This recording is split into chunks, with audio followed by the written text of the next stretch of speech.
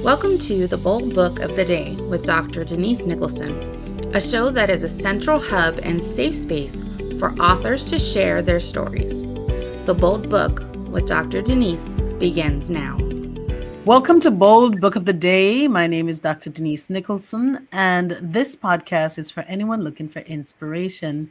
Today, I have the honor of speaking with a woman whose words carry both fire and grace. LaWanna Bradford. She is a visionary.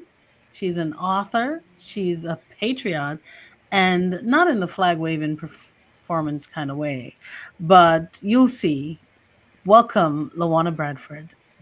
Thank you so much for having me.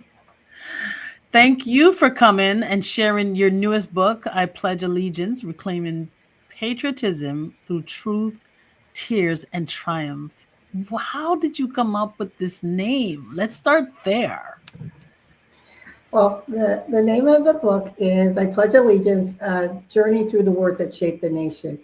And it's actually, you've been in situations in your life where you're going down a path and you're thinking that's your destiny, right? And then suddenly something happens and it shifts.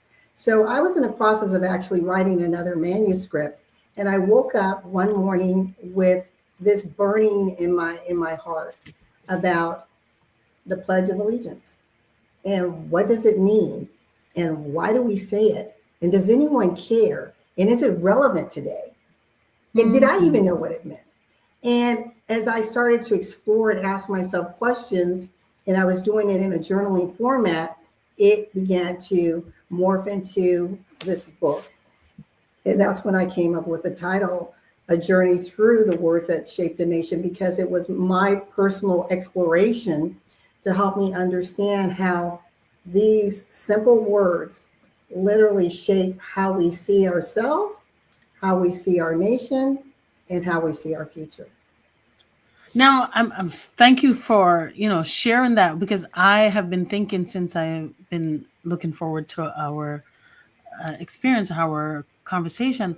I've been thinking now, these words have been so controversial for some people.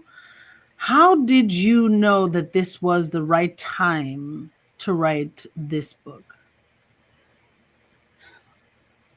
Because it literally was like fire shut up in my bones. I felt, if not for anyone, for myself, Yes. for my family, in honor of the legacy of my father, who served this nation for 30 years, and really to challenge what we mean when we are looking at our own belief systems.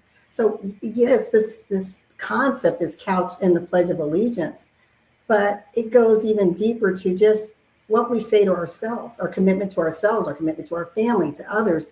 Are we really tapped in and tuned into that commitment, or are we just following the masses because it's indoctrination, because it feels right? Why would we rock the boat?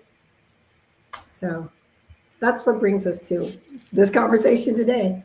So what surprised you the most about yourself while you were writing this book? That I had no idea what it was. I'm very serious. I am a patriot through and through. And I realized that I don't know how many thousands of times I've recited the Pledge of Allegiance. Yes. And I thought, I don't recall anyone sitting me down in preschool or kindergarten and mapping this out in an elementary way for me to understand. So let's do that. How about we dissect?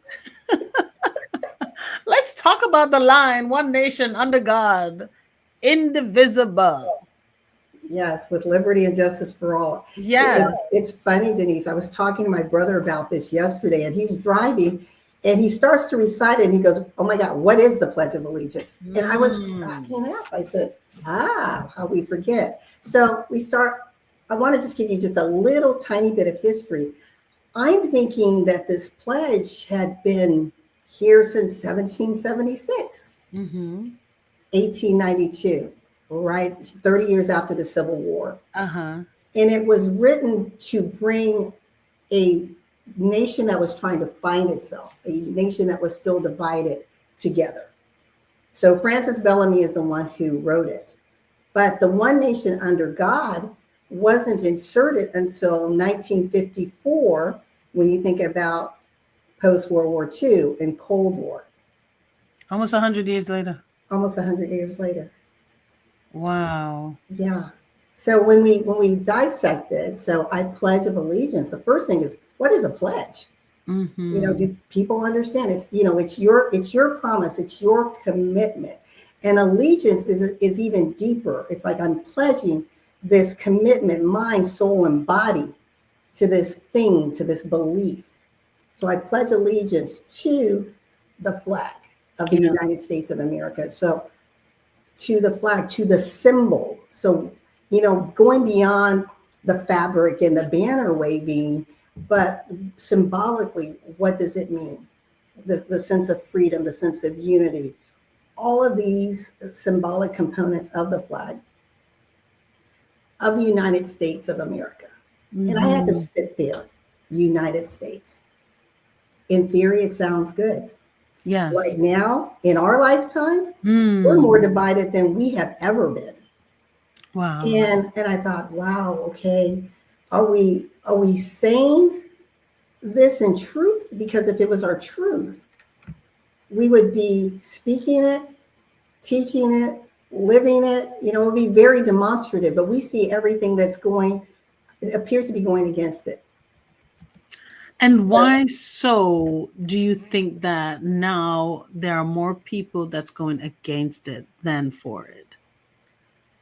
I think, truthfully, when you have leadership, you know, highest, and this book is not a political book at all. It's not a partisan. But when you have a person who is in power, in leadership, mm-hmm. and they're professing things that are pitting one against the other, yet we say that we stand on the foundation of this pledge. It's like, no, it's counterintuitive, it's counterproductive. So we're saying these words, but we're living something very different. But we are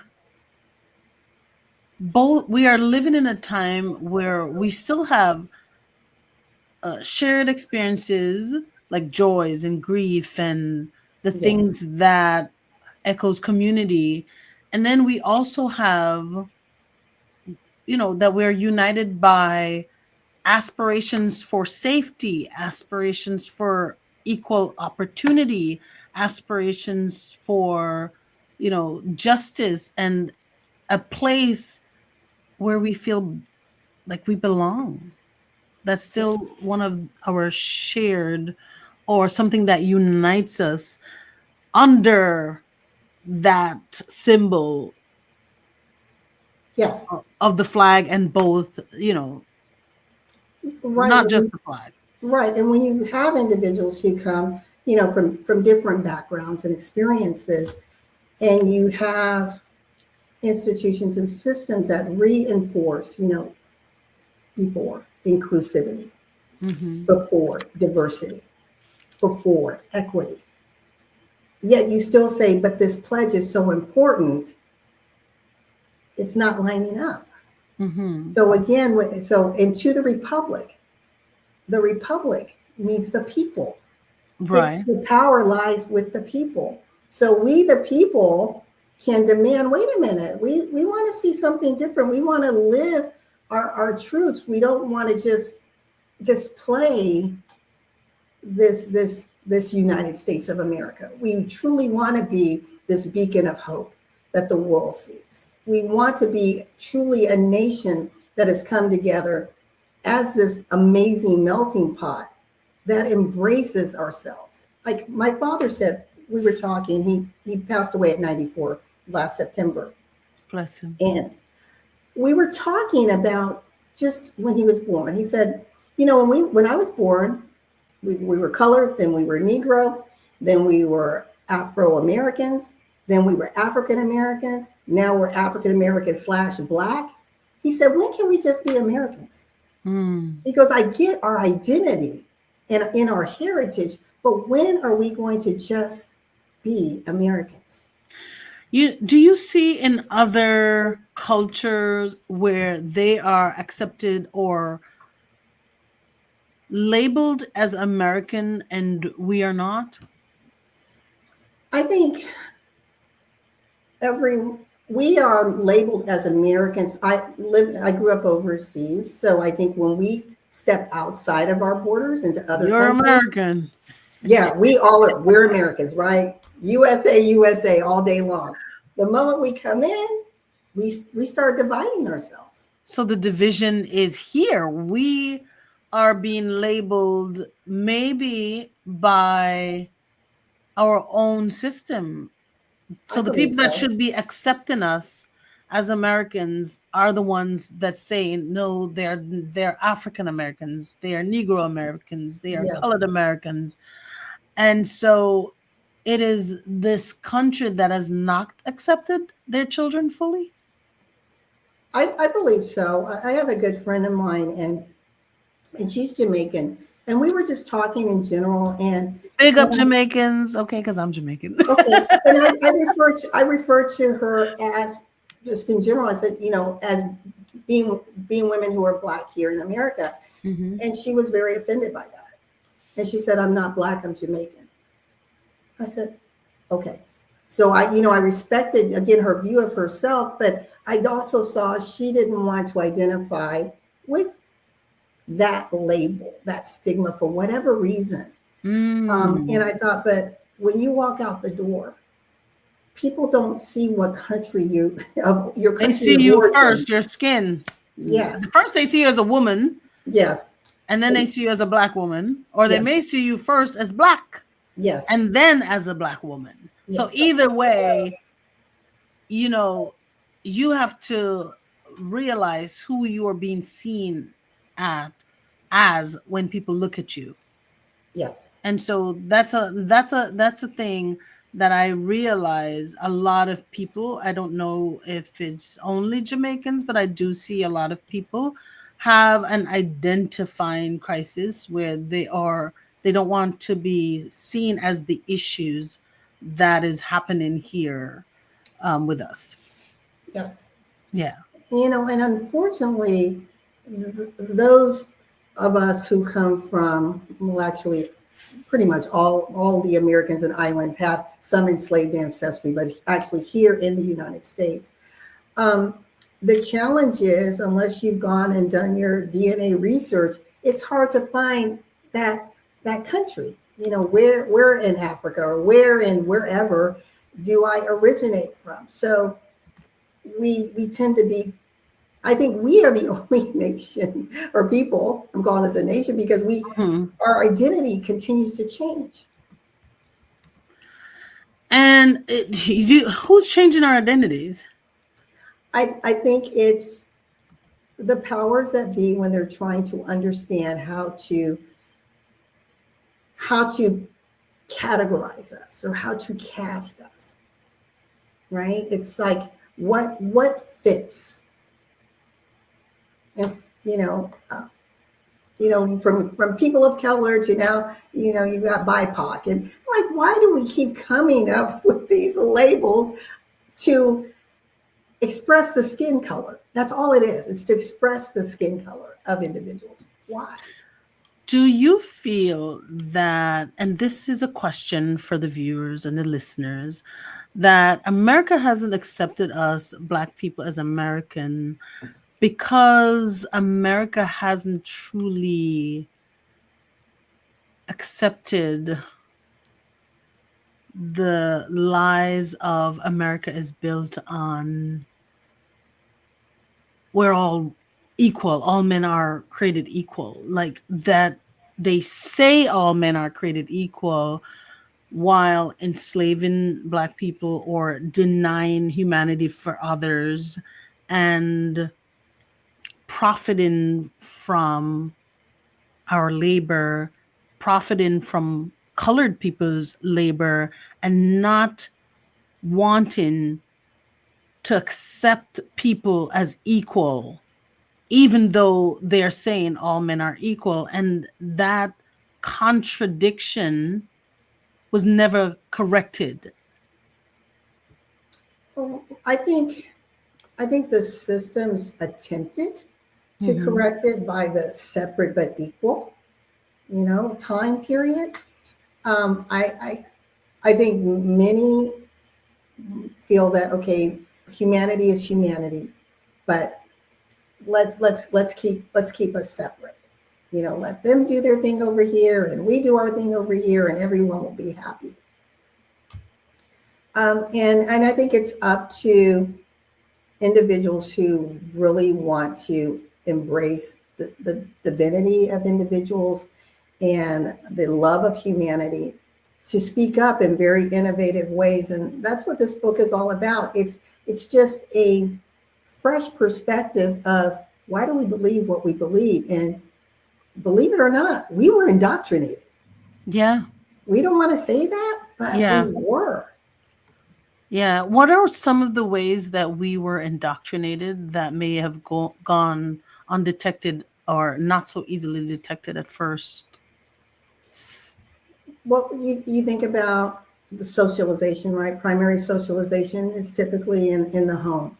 So what our parents are telling us, giving our value system, that's a form of indoctrination. But then Mm-hmm. when we step out, that secondary socialization, that comes from our school systems. Now, where as a community, and I'm speaking specifically to Black overall Mm-hmm. community, we tend to accept what was given, and then we come back and we try to assimilate, to make things right, to be a part of.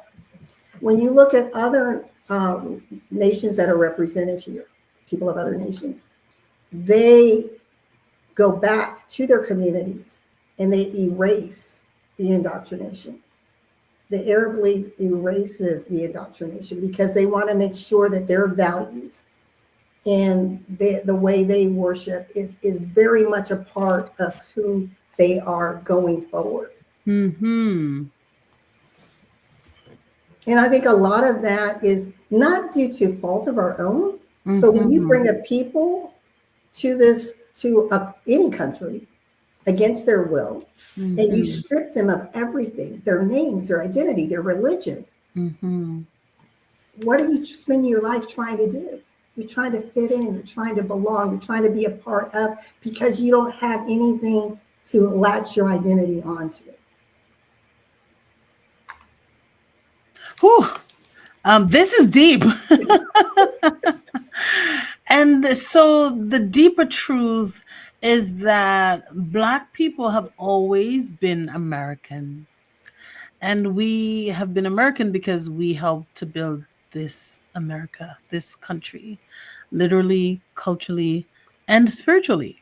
Yes. And the problem isn't our identity, it's the country's inability to reconcile its past with the promise that they made for the country. So we are not the issue, and there is hope for us because every time we have an author, we write, we speak, we teach, we vote, we create, we resist, or we rise up, and we are pushing America to see us, to see our talents, not as problems that need to be solved, but as people to be honored Yes. because of our contributions then, because of our contributions now, and because of what we are bringing to the table now that is going to be a part of the grand future, the bigger scheme of the future. So we're not asking for permission anymore to be seen as Americans. We are standing up from this point on and saying, I am an American. And when they ask you if you're Black American or you're Hispanic American or whatever, you stand strong and just fill out American, period. Yes. So it's Yeah, it's it's exactly. it's it's us. We are now from this point on We're not going to ask questions. We're not going to need permission. We're not going to recognize and validate people who don't acknowledge us as Americans first. Exactly. When my dad joined the military in 1948, it was still a segregated army, and he was one of the few remaining Buffalo soldiers. If you know anything about the Ah, Buffalo soldier yes. history, Well, I learned a little bit when Bob Marley sung about them. Mhm. The Buffalo Soldiers, yeah. yeah. So coming in 1948, a segregated army. So it's like, okay, we're good enough to fight and die for this country, but yet you separate us. And even when Truman, it was at the end of 1948, he desegregated the army. It was 4 years later Mm-hmm. before the military at large embraced The all desegregation. individuals, right? To say we are it's one army, one fight, Mm-hmm. right? And I think that's how we need to see ourselves. We talk about um, make America great again. And I said I wasn't going to get political, but I just want to use that term because I believe America has always been great. It's not again, it's Mm-hmm. always been great because of the legacy, the giants whose shoulders we stand on, us being able to stand up in our diversity and our truth, to be a beacon of hope to other nations. It's always been great. It's not again, it's always been great. But when we fall for, again, indoctrination, so this book is not just the pledge, but what do you follow? What do you believe? And why do you believe it? Is it really your truth? Because I believe if whatever your truth is, you will defend it, just as so many men and women have done in this nation and been willing to die for it, if it's your truth. I believe that America's always been great, but not because you're great. It doesn't mean that you didn't have some times where people felt marginalized, for indigenous people, for black people. Sometimes in during the American history, during slavery, during Jim Crow days, during the, you know, the Trail of Tears, when Native American Yes, tribes were forcibly removed from their land, do there were times when when Japanese Americans, right. during the internment of the Japanese Americans in World War II, where over hundreds of thousands were imprisoned without cause, when there was a civil rights struggle, when there was a time where during um, voter suppression, there was a lot of times when America had some issues and was marginalized communities. They felt like this was not a time of greatness for them. So the term greatness is not something that we can accept without saying there was a time where we had some issues that internally we needed to work on. Yes, from a system standpoint, systemically, absolutely. Mm-hmm. But when I say Americans, I'm referring to the people. Yes. The people make this nation, and the Yes. people, I believe, are great. You Yes. don't, no one, no powers of be can wave a magic wand and change who I am and what I value and how I show up. And that's what I don't want the young generation to think, wait a minute, maybe I'm less than because they keep saying again. So that must mean my mom, my parents, my grandparents must not have been doing something so great. Mm-hmm. They went through some challenges. Because there was always people pushing for better, pushing for Right. justice, pushing for change, like Harriet Tubman and Yeah. Martin Luther King, and there was a lot of there's always been great people within the struggle Yes. of trying to create the best country, because you know there's never going to be a time when there's not work to be done. When you Correct. have a country, even in a community or your home, let's talk about your home. Is there a time when your home is just perfect and there's nothing to be worked on? Maybe it's communication in one area in the home, or maybe it's working on the home itself, the structure. Right. So, with just as with this country, there's sometimes we're working on justice, we're working on in this moment humanity for others, and sometimes it's equality, and sometimes it's just a time of healing for the country. So greatness is not just about the people in the power or the government, but it's also what individuals are working on at the time. Just like in any home, in any community, it's never perfect. There's always work to be done. So I appreciate that. Right. And I just want to piggyback off of what you're saying as far as the family. Within many families, there's a sense of pride, right? Yeah. Your name, your legacy. So that's what I'm saying. When we identify ourselves as Americans, there's a sense of pride, even in the struggle, Yes. right? Because of that struggle, we are where we are. Because of that struggle of all of the populations of color that you mentioned, from the Trail of Tears to the internment of the Japanese to the fight today, because of that struggle, Yes. we are great. And we are Americans. And we are Americans. Okay. We are Americans. Black, brown, bold, brilliant. We're brought here and we're Americans. So we're standing up and we're taking that charge back. We built this country, we bled for it, and we are Americans. Yes. What a wonderful conversation to have in this time. So timely, right? Yes. So tell me, when you go out as the author, what kind of conversations do you spark up with others, among other authors, or just being in a room? Well, I'm actually challenged because people are like, what do you mean I pledge allegiance? How could you pledge allegiance in this time? What are you doing? Uh-huh. Are you on that side?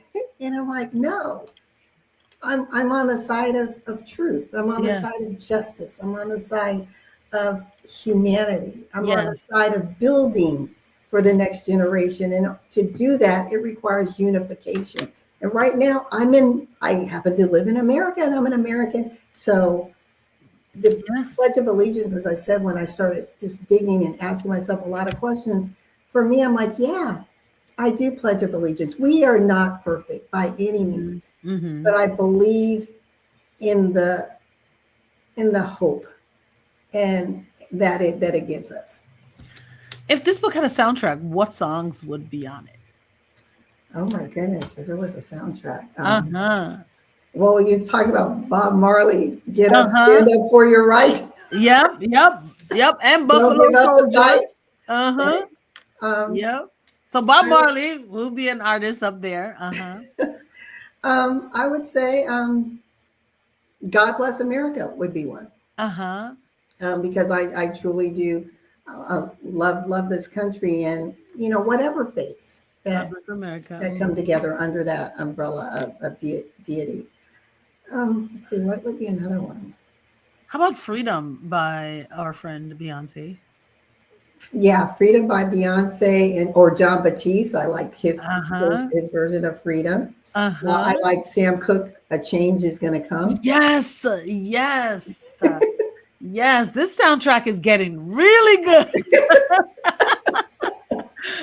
So I love this conversation. What would you say to someone who has never felt seen in America and this soundtrack to them sounds like yet a dream?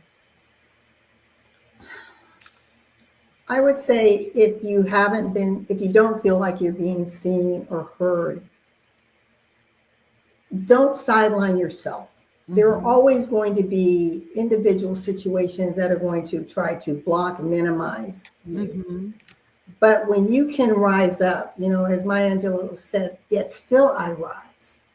That's when your confidence and your courage begins to just grow, and you just keep doing it, and you keep pressing, and you keep demanding, as Shirley Chisholm says, you don't give me a seat at the table? Well, I'll bring my own seat. And better yet, I'll make my own table and take it in my own room and build my own community. Yes. Right? So when people are feeling separated, or families are being separated, how can you be encourage patriotism in a time like this? Well, and this is the part of my book where I paused because I said, I identify as a patriot. Mm-hmm. And it's because of how I was raised, and it's because of the great man who raised me. Yes. I can't put that on everyone. I can't ask you to be a patriot if you have not, if you don't feel that there's any benefit, any value for you. Yes. Even as being born in this country, naturalized in this country, however you've come in this country, I just pray that in your journey, whatever it is, that you find your truth and you stand for it. Because before there's patriot to country, for me, it's love of God, love of family, love of community, then my nation. Thank you so much. And I want to add, I believe patriotism isn't about perfection. It is not about living in a country that is perfect. Otherwise, you just wouldn't be a patriot to any place. And because there's no country on this world, in this world, that is perfect. So patriotism isn't about perfection, guys. It's about participation, joining hands, help people who feel like their voice is not being heard. Help them stand up and be heard. Help people understand that being patriotic doesn't mean ignoring injustice or standing by and watching, people, um, injustice. It means loving your country enough to want to see it better, loving your country enough to being a part of the conversation to make it better.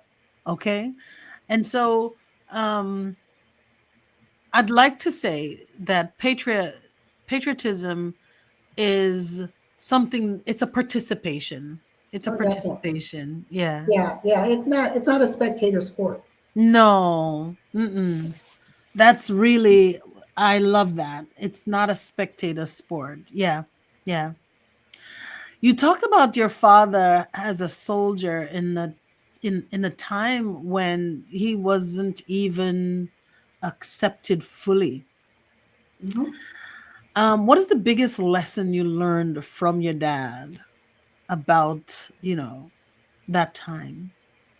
I would say the biggest lesson was my dad said, even though things were, as he would use the term, that's just the way things were. Like he would read in newspapers about lynchings happening in the day. He's like, that's Mm, just the way things were. But he said, but he didn't have to be a part of the problem. He chose to not be part of the hate, of the dissension, of the division. And so in every role that he had in the military, he looked at himself as a leader, a person of influence. I do mm-hmm. not know how he got that, where that came from, because we would talk about it all the time. He said, I don't know. I didn't see that type of leadership around me. It wasn't in my family. But I just knew I didn't want to be a part of what I was seeing.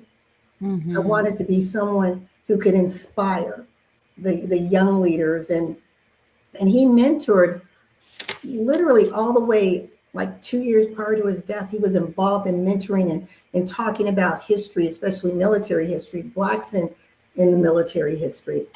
And he told me, he said, LaWanna, you have a choice, and it's only one. Be a part of the solution, be a part of the problem. Mm-hmm. So, what would you say that he thought was more a part of the solution that he could pass on to his next generation? Speaking truth and speaking life, Uh huh. and I'm going to say life, into Yeah. who we are, Mm-hmm. reminding us of who we are. Because when we step outside the door, we're going Mm-hmm. to be beaten up all the time, or we're going to turn on TV, and the media is going to try to classify us Yes. and define us. But he was just always reminding us who we were. And my dad came from a little German community in Kansas City, Missouri, outside of Kansas City, Missouri. 250 population. Today it may Girl, be that's all 248. family. It may be 248 now, but somehow planted there shifted how he saw the world. So he went from this little country boy to globetrotting, with the military. He became a polyglot. He spoke 5 languages fluently. And I say that to say sometimes our gifts and talents are born in the slightest of environments. So I don't want people to think, well, I'm just from here, or my parents weren't whatever. Yeah. My dad was the son of a coal miner. Yes. And advanced to the highest rank as an enlisted man. And he's my hero. I have a t-shirt that says, most people don't know their heroes. I was raised by mine.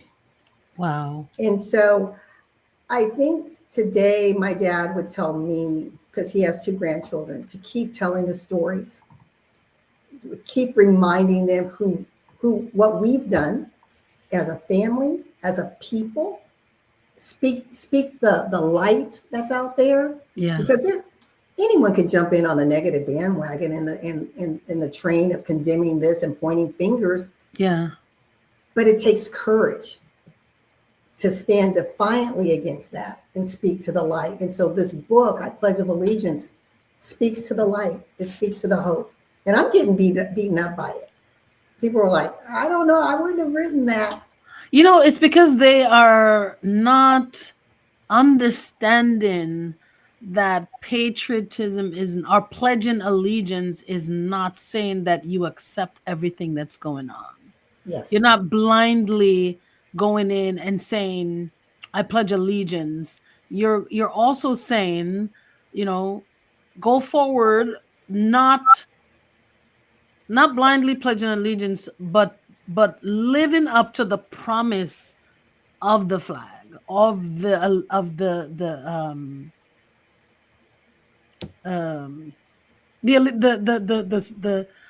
poem. Yeah. So it's not blindly accepting. I don't want people to feel like you're saying accept everything that is not right. We have to love our country like we love our children. They're not perfect, but they can grow. Yes. And our country is not perfect, but we know that if we lend a voice to the injustice, lend a voice wherever we see a need, then it too have the ability to grow. I've seen it. I've seen where we have come so far because of others, great people like Martin Luther King and Malcolm X raising their voice and saying, we see the things that you're doing and making it known. So, and as I mentioned before, I'm Jamaican, and as my grandma would say, every little make a muckle. It means every little act that we do adds up. Yes. So yeah, I don't want people to think that you're saying accept the country as it is, but as the potential that it has because of each and every one of us that are here, that are Americans, that love this country, and we have a stake in this country. We have, our families are here. We want them to grow up in a place where they feel pride. Yes. Thank you, LaWanna. Y'all go out there and get her book. That's what y'all need to do. Don't be coming up here asking her why. You need to go out there and buy her book and then gift it to somebody. Right, LaWanna? That's right. And ask yourself the hard questions that are in the book. Yeah. Your answers may surprise you. You see? Don't be quiet over there and criticize. I want y'all to get the book and have these conversations in the home. Yes. Yeah, let's have these conversations in the home. So, LaWanna, where can they get this book? They can get it on Amazon. It's pre-order right now. The official launch date is July 20th. Mm-hmm. So the Kindle is available now for pre-order, and next week the paperback will be available for pre-order. Thank you very much. And finally, before we go, I'd like to ask 3 questions because I love to ask these questions to all of my guests before they go. So, what's one bold promise that you can share with the audience? One bold promise is that even in the darkest hour, I Mm-hmm. will always speak my truth, and Yes, I will always fight and defend the marginalized. that's right. Thank you. And we have another question. What's a bold statement that you can share with the audience that will cause a paradigm shift? I would say always remember in life and in business, when your vision, not someone else's, your vision intersects with opportunity, success is inevitable. Ooh, where did that come from? Yeah, I like that. That's mine. Yes, I love it. Thank you. What's a bold move that you'd like to make in the future?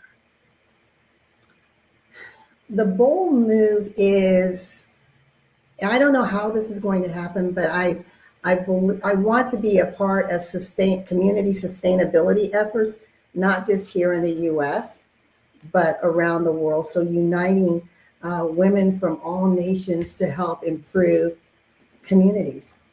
You got to start that. Got started. Yeah, you can have a Zoom meeting with people from all over the world. Yes. Oh, I want to be a part of that tribe. Okay. So, how can we be a part of your tribe? Well, you can follow me on all things social media by my name, LaWanna Bradford. And if you want to know a little bit more about me and the things that I do, check me out, lawannabradford.com. Thank you so much, LaWanna Bradford. You have been Thank an you. amazing guest just to open up you know, my insights on what's going on and looking deeply at the pledge of allegiance, and to see that it's more than just surface words. It's something that bring us all together because we have one goal, and it's to live in a place that is safe, and our family can thrive. So I've thought Yes. about how we can stand up for what we believe and stand up for the people that feel marginalized. Thank you so much for coming and sharing. Thank you so much for having me. And if you're listening and you would like to write your book and publish it, please send me an email to authordnicholson@gmail.com or go to boldpublishings.com. Thank you. Bye bye. Thank you for joining us for the Bold Book of the Day with Dr. Denise Nicholson, a central hub and a safe space for authors to share their stories. Follow Dr. Denise on Facebook and Instagram at Denise Nicholson, or go to denisenicholson.com. Remember, no one can share your story better than you.